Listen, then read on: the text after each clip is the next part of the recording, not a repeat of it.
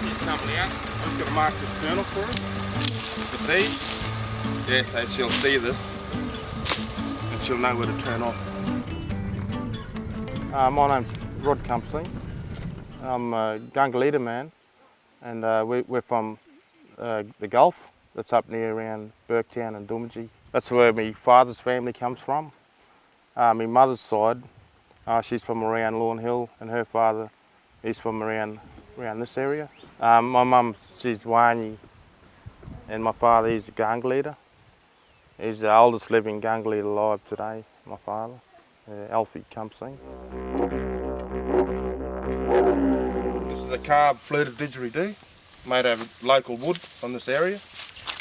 Coolibah. There's one right there, look. Just over there, see that grey one? So they're hollowed out by termites, as you can see. This is the rainbow serpent. He's the highest of one of our totems. He's the highest totem that you can get, the rainbow serpent. He's the creator. His name is Butchermullah. My grandfather, he's a full-blood Chinese. He came in through the Gulf and he met my grandmother. She's full-blood Aboriginal, and that's how my father became, and that's how I am here today. The world's so modern today that the culture's starting to be forgotten. Aboriginal culture, the customs, and even about the bush foods. So it's very important that you pass it down to your children.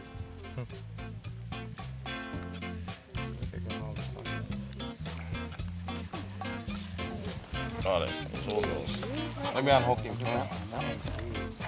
Right, Mum. Let me unhook him. There you go.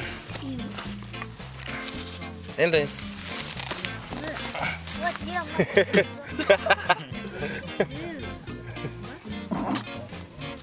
What does it taste like?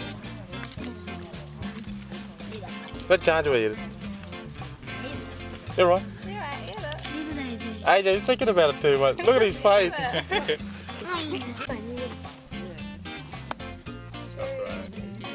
Chew it up. Taste it properly. It's nutty, chewy. Eat the head. Buttery. No, you don't eat it. You don't eat it. Oh, you can eat the whole lot. James, how was it? Nice. What did it taste like? Tastes like egg but running. The food and the culture and the stories and that, they identify who we really are. And with that in itself, that gives them confidence when they do go out into the world as a person, like as an Aboriginal person. And it's a great help, knowing where you come from, your exact roots, where you came from, and the traditions and customs that have been passed down for thousands of years.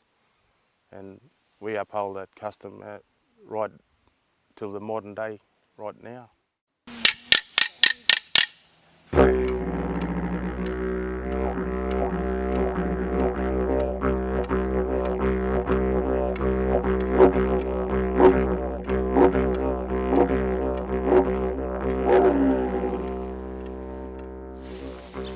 Well, I work 5 days a week, but on weekends and that we come out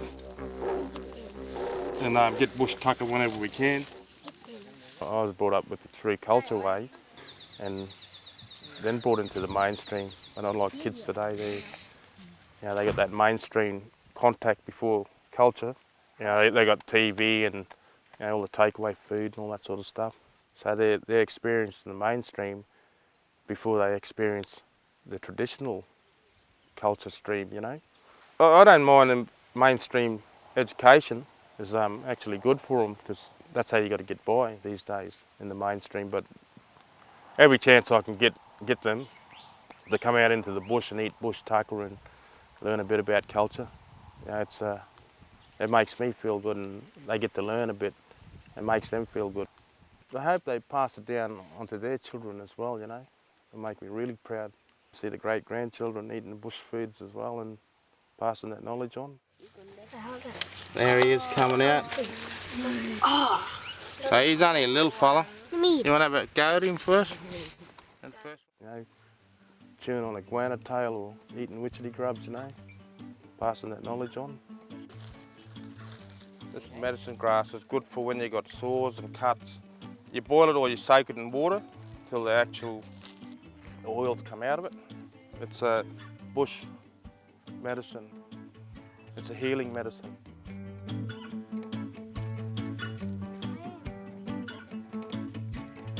Smells like eucalyptus. And this is another healing plant, this one here, Australian native sandalwood. It's good for arthritis and yeah, people bathe in it. When you boil it, if you got cuts and that, you just, you bathe your hand in it. In the bush you just chew it up and put it on your cuts. It grows in this area, it's local to this area and right through the Gulf. Mainstream people call them wild bananas, but we call them yulagi. There's a heart in there. And these are the seeds of the yulagi. Let them fly around there and we'll get more vines and more yulagi next year. What do you think it tastes like? Wild. Wild banana. Comes Monday when they got to go back to work or back to uni or school and that, they'll always have that knowledge in their head, you know, it gives them confidence in the modern world today. Especially, you know, they're mainstream, and we've come from a traditional background, you know, coming into the mainstream. Get that nut up there. See that nut there? Get to that fork there. Step up on me on my shoulder. Use me as a ladder. Right, now get me some of those nuts. Give me that white one, that's our dry one. That one there, I want that green one. Look at it. Cookie nut. It lives in the... Grab it and eat it. Oh no, is that it, Dad? No, that ain't it. That's It's not too it. small. It's not the green one. Nah, it's not that one. Nah, it's Leave not it that alone. one. Chuck it away. Yeah, uncle, this one. That's from the That car. one there, okay, that seems solid, that one. That's the It one, looks the right color. that's the one. No. Ah. There, there you go. What is it? And then the outside is Okay, like what is this nut, like coconut. And Gone bad. Moon's gonna eat that. Lime koyo. It Yeah. does taste like lime cordial, Does but it? chewy. And you pass that knowledge down, you know, through each generation.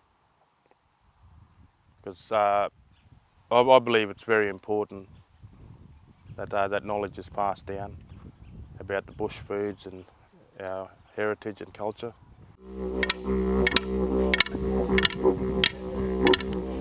Hit one.